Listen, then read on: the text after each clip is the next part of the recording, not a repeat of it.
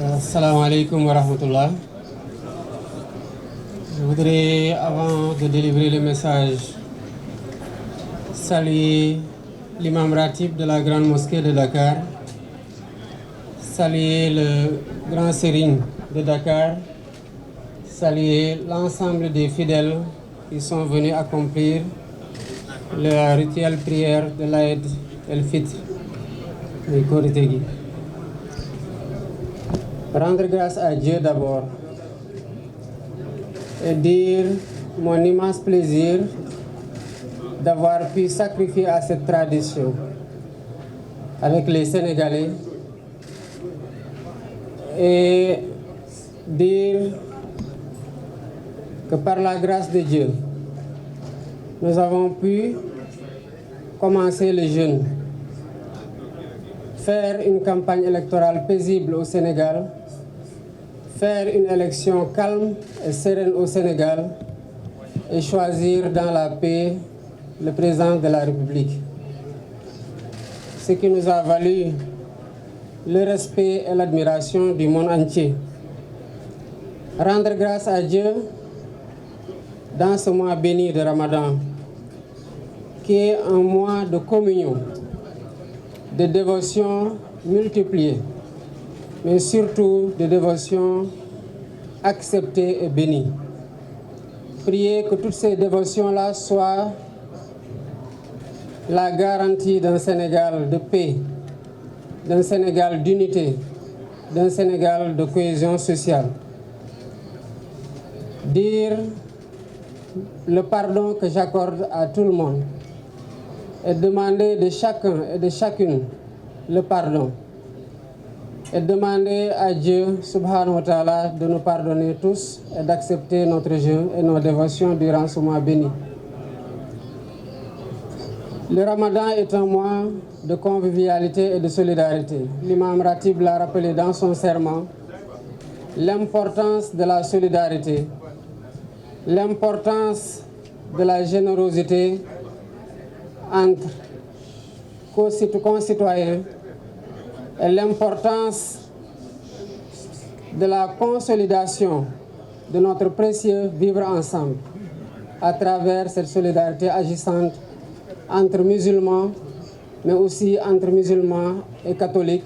et plus globalement entre musulmans et tous ceux qui ont une autre confession. Nous devons dire que le Sénégal est un pays qui est un et indivisible. Il est de notre responsabilité collective et de notre responsabilité individuelle d'entretenir ce vivre ensemble qui fait la stabilité de notre pays que le monde entier nous envie. Le Sénégal est un pays de grands hommes de Dieu, de grands hommes politiques. C'est un héritage sacré et c'est un héritage précieux que nous avons le devoir de perpétuer. Je voudrais, avant de terminer, rendre un hommage appuyé à tous ceux qui nous valent la satisfaction des titres que nos enfants remportent à l'échelle internationale dans les concours de récital du Coran. Je veux citer tous les maîtres coraniques, quelles que soient les conditions dans lesquelles ils enseignent le Coran. Je veux citer tous ces imams ratibs, mais je veux surtout citer les grands hommes de Dieu, à savoir les khalifes généraux. Quelle que soit la confrérie, il reste qu'ils sont tous khalifes dans la confrérie musulmane et plus globalement dans la religion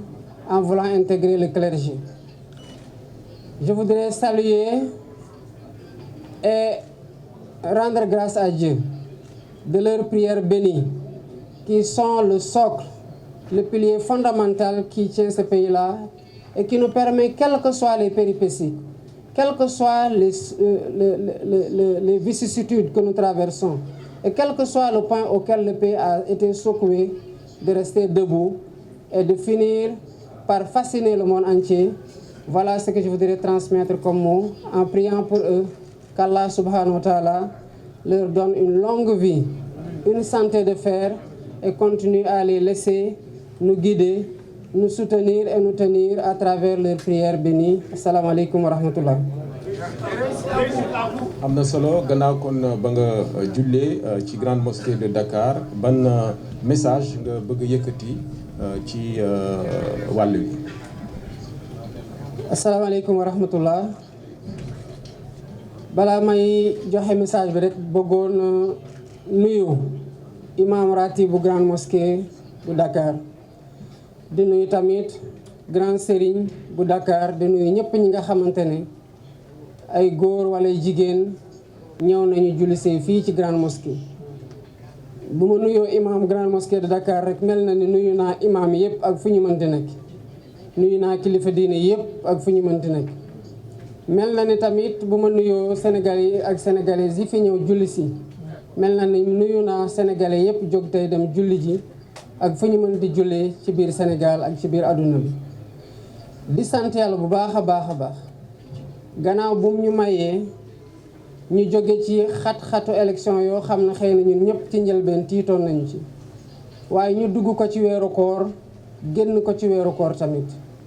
di ci sant yàlla bu baax ci ñu nu mayee ñun ñëpp Sénégal ndax Sénégal moo ko moom ndam li nga xamante ne donte xëy na am na ñu amoon tiis ak njàqare yàlla may nañu ba ñu génn ci jàmm am élection boo xam ne àdduna yëpp jaaree na fa gën a naw Sénégal. loolu nag lu ñu ko may mooy ñaan yi nga xamante ne nit ñu baax ñi fi jiitu ñu ngi ko fiy ñaan guddeeg bëccëg ñaan yi nga xamante ne ñi fi nekk tey di naafila di yokk seen ñaan rawatina ci weeru koor gi di zikri di jàng ay xasida wala ñuy wasifa wala ñuy dem ci jàngo yi wala ci yeneen anam di ñaanal réew mi di ñaanal waa réew mi. ñu koy sante yàlla bu baax a baax a baax nag gannaaw bi xat-xat yooyu tombeeg weer wi nga xamante ne weer la boo xamante ne yàlla def ci ful lépp loo xamante ne ñaan la te gaaw nangu ko lool. di ñaanal ñi nga xamante ne nag ñooñu ma tudd noonu muy kilifa diine yi kilifa aada yi muy sénégalaises yeeg sénégalais yëpp ak fépp fuñ di nekk di ñaanal réew mi di jóg guddeeg bëccëg suba ngoon di ko def di leen sant ci ndax ñoom ñooy li téye réew mi ba nu ñuy jaaxle ñaan yooyu rek mooy li nga xamante ne moom la ñuy mën a expliquer luy tax Sénégal du tabbi ci guuta. waaye nag looloo tax tamit Sénégal ay nit ñu màgg ay nit ñu baax yàgg fee dund yàlla wàccee leen fi muy xéewal ci réew mi te ba fu ñu toll nii ñu nekk fi wéy di ñaanal réew mi ba réew mi alhamdulilahi rabil alamin am nañ loo xamante ne àdduna yëpp moo ñu koy ñeewant moo ñu ciy ñee bëggoon ko am te xëy na ñëpp amuñu ko. bëggoon tamit balaa may jóge ci kilifa diine kilifa aada yi ak ñëpp ñi nga xamante ne ñooy def loolu sant bu baax a baax nitu daara yi sant bu baax imam ratib yi ndax su ma tuddee imam ratib bu grande mosquée de Dakar mel na ne tudd naa imam ratib bu mosquée jàkka yëpp ci biir Sénégal ak jumaa yëpp ci biir Sénégal. waaye dafa am loo xamante ne ndam la ci ñun que doomu Sénégal yi yàgg di jóge fii dem jongante ci tarig alxuraan indi ay raaya te loolu ñoom lañ koy sante quel que soit nag jafe-jafe yi nga xamante ne ñu ngi koy am ci bu ñu dee jàngale alxuraan di ko def ci ay nit di defar nit ñi waaye di def ci ñoom tamit xam-xam. weeru koor nag da di weer goo xamante ne weeru cant la weeru jàppalante la weeru suturalante la te sénégalais yàgg nañ ci jàppalante yàgg nañ ci suturalante te jàppalante googu la imam doon wax sànq ci xutbaam ne mooy li nga xamante ne moom la diine woote te xëy na sax moo tax diine bokk na li tax diine jóg ndax jàppalante boobu mooy tax ku am jafe-jafe doo ko yëgee ni noo ko war a yëgee ndax xam nga ne am na koo xamante ne mën nga weeru ci moom ba mu sedd ci yow wala mu oyof ci yow. di ñaanal Sénégal di ñaan Sénégal yi tamit ñu ñaanal Sénégal continuer di ñaanal Sénégal ndax fii la ñu amuñu feneen bu méttee fii la bu neexee fii la lu ñuy sàkk muy suñu njaboot fii lañ koy sàkki niñ ko jàppee nag ay nit teg ko ci suñu loxo ci jàmm noonu la ñu war a jëlee tamit te waxuma président de la République waaye Sénégalais yi fiy dund yëpp dañoo war a Sénégalais yi ñiy ñëw ëllëg ñu liggéey lu tax bu ñu ñëwee ñu xam ne Sénégal gii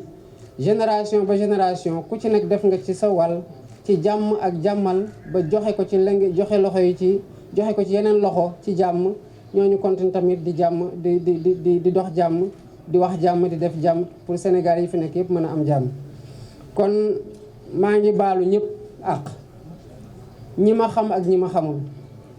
ñi ma tooñ ak ñi ma tooñul sax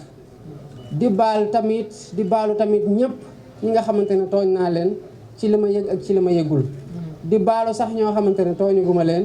te di ñaan yàlla mu boole ñun ñëpp baal. asalaamaaleykum wa rahmatullahi taala wa barakatu.